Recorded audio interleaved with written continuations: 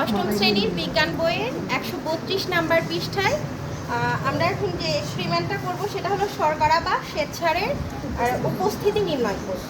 এটার জন্য লাগবে হলো একটা বিকার কিংবা টেস্ট টিউব, যেটা আপনাদের হাতের কাছে থাকবে সেটাই নিতে পারেন, ভাতের মার, আয়োডিন আর একটা ড্রপার। এখন আমার কাছে যেহেতু এই মুহূর্তে ভাতের মার কিংবা ভাতের মার করার জন্য ভাত কিছুই নেই, আমি এটা কি করব, বিকল্প হিসেবে অ্যারারুটকে পানির মধ্যে দিয়ে মিশাবো পরিমাণ মতো।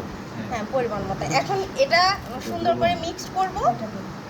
মিক্সড করার পরে এখন এটা দেখতে পাচ্ছেন আপনারা, একদম সাদা বর্ণের আছে।